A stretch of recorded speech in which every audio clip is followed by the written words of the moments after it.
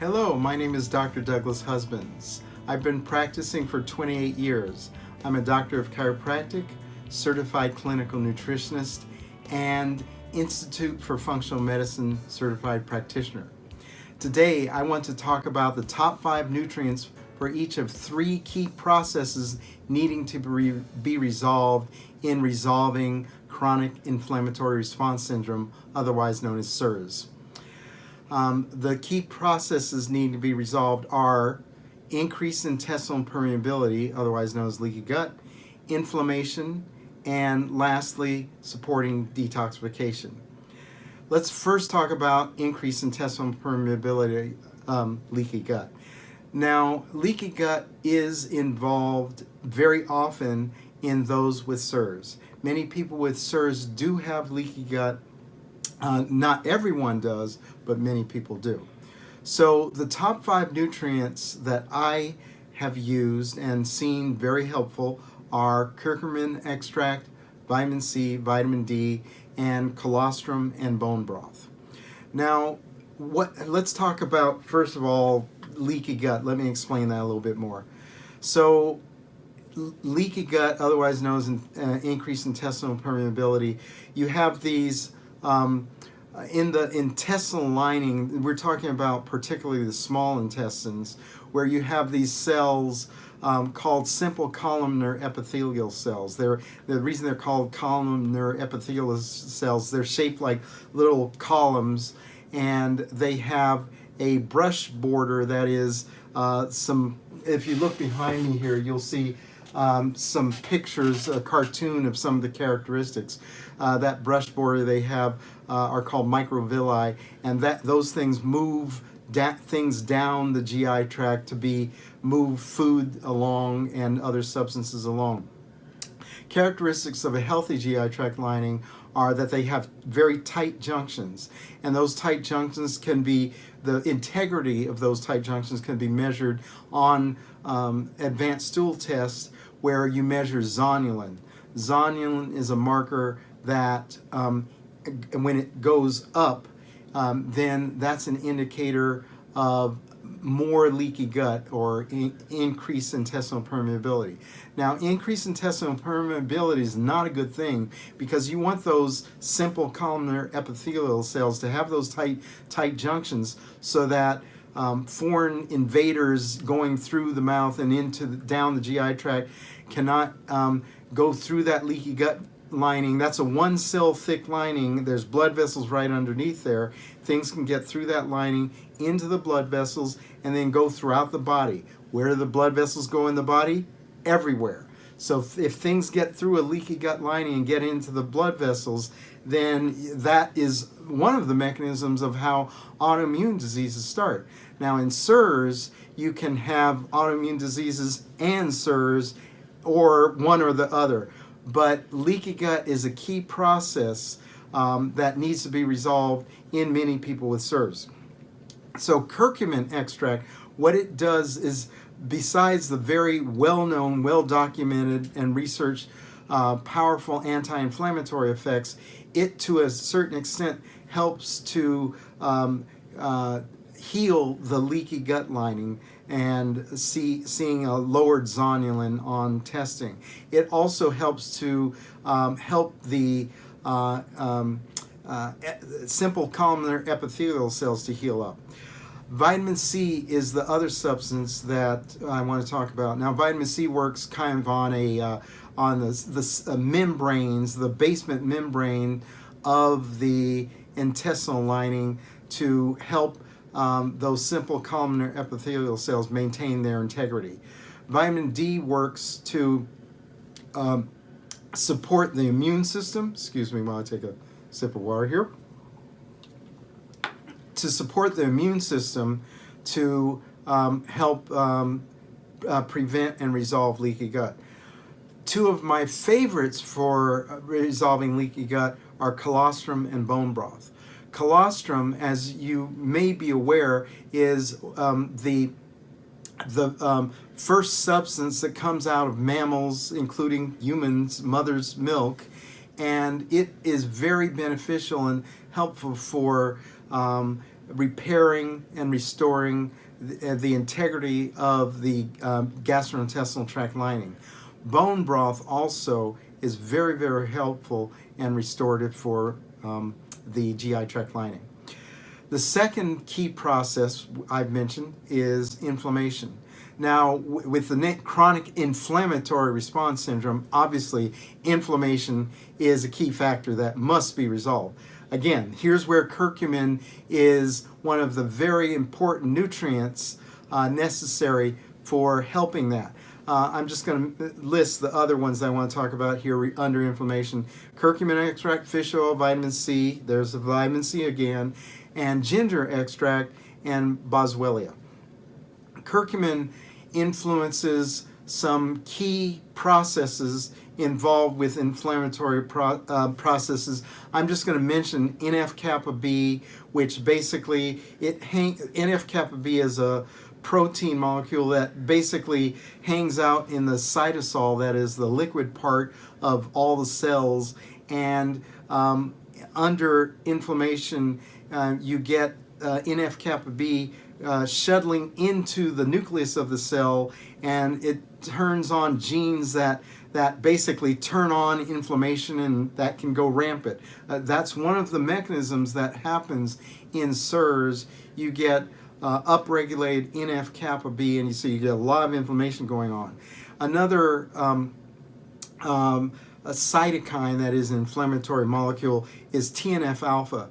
TNF-alpha basically is secreted by tissue monocytes called macrophages. Monocytes are a type of white blood cell that's involved in inflammation, and monocytes in particular, that is macrophages, secrete the TNF-alpha, and then so you've got this cascade of inflammation going on in the cells, which commonly happens, it always happens in CIRS.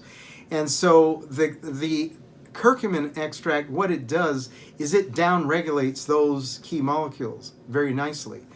Fish oil has an effect on the TNF-alpha and NF-kappa B also, and many other mechanisms by which fish oil has anti-inflammatory properties. Particularly, it's the DHA, the docosahexaenoic acid, and the EPA, the eicosapentaenoic acid components of fish oil that have these mechanisms of action. Vitamin C, again, very potent antioxidant as well as very potent anti-inflammatory.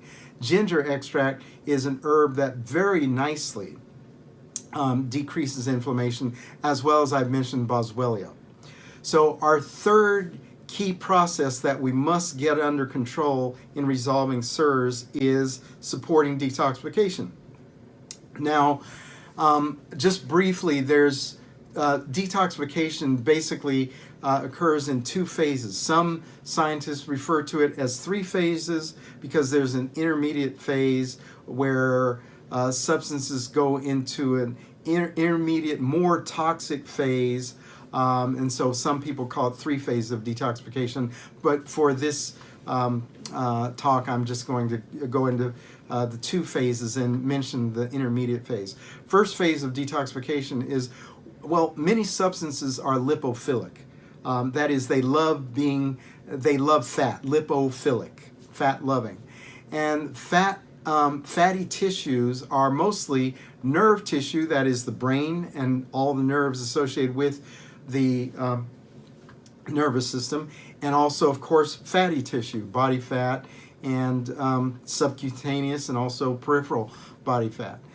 So what happens is these, as a protective mechanism for the body so that these toxic substances are not circulating around in the bloodstream and the lymph constantly, is our body sequesters them in the fatty tissue. You may think, is that nice to be sequestered in nerve fatty tissue? Well, no, that's not. That's why you want to make sure that you have proper detoxification. And in CIRS, that also associates with some of the symptoms of CIRS, the cognitive impairment symptoms associated with CIRS, when toxic substances, mold and mycotoxins are being stored in that nervous fatty tissue.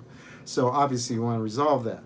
So what happens is that's phase 1 detoxifications, where these substances are transformed into more water-soluble substances, and they go into the bloodstream and the lymph vessels, as though they're actually more toxic intermediates in the bloodstream and lymph. So what do we have to do? We have to get them from out of the bloodstream and the lymph and excreted by the body, primarily via the feces and the sweat and the urine. In that order you want to get them excreted, because as far as a safe detoxification, via the feces, the sweat, and the urine, in that order. That's phase 2 detoxification, being excreted. Now, my top 5 nutraceuticals and botanicals that I like for assisting detoxification in CIRS are lipoic acid, NAC, otherwise known as N-acetylcysteine, glutathione, SGS, otherwise known as sulforaphane glucosinolate, and calcium D-glucarate. So let's talk about mechanisms of action of each of those.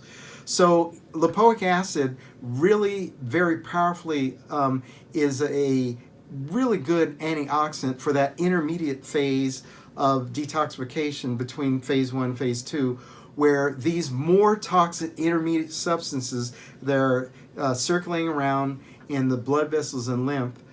You really need the antioxidant protection while they're in that intermediate phase. So lipoic acid, being both fat and water soluble, is very beneficial as an antioxidant protection in that case.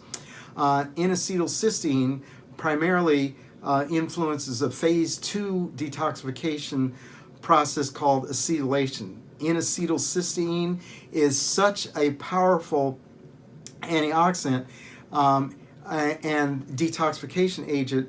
By the way, note it's a precursor of glutathione, one of the other ones that we mentioned. N-acetylcysteine is so powerful that if someone gets Tylenol poisoning, they're sent to the emergency room. What they use is very high dosages of N-acetylcysteine to quickly detoxify that person who took too much Tylenol and got Tylenol poisoning. So I love N-acetylcysteine for that reason. Glutathione is very important in phase 1 and phase 2 detoxification. There is a glutathione conjugation is the mechanism by which phase 2 detoxification toxins are removed from the body via glutathione. SGS, or sulforaphane glucosinolate, works primarily via phase 2 sulfonation detoxification process. And I want to mention here the sister molecules of SGS are they're high sulfur containing molecules called diindolyl methane, or DIM. You've probably heard of this, and also I3C, indole 3-carbinol. These SGS, DIM, and I3C work very strongly as far as detoxifying estrogens. And why is that important? Because many toxins have estrogen-like substances, and they hang out in the body and cause havoc. So SGS working on phase 2 sulfonation is very, very important. The last one I want to mention is calcium D-glucarate. What calcium D-glucarate does is it basically works on phase 2 glucuronidation. And calcium D-glucarate is very effective and very powerful at assisting with phase 2 glucuronidation to remove toxic substances from within the body. So, excuse me while I take a sip there. So in summary, we've got the 3 key processes: increase intestinal permeability, or leaky gut, that we want to resolve in CIRS, inflammation, and supporting detoxification. And these 3 key processes are very, very important for resolving CIRS. Now, as I said at the beginning, not everyone with CIRS has leaky gut, but many people do. So if you found this information interesting and useful, I'd ask that you share it with others and thank you for watching this video. Again, I'm Dr. Douglas Husbands of Holistic Health Bay Area, and thank you for watching. Bye-bye.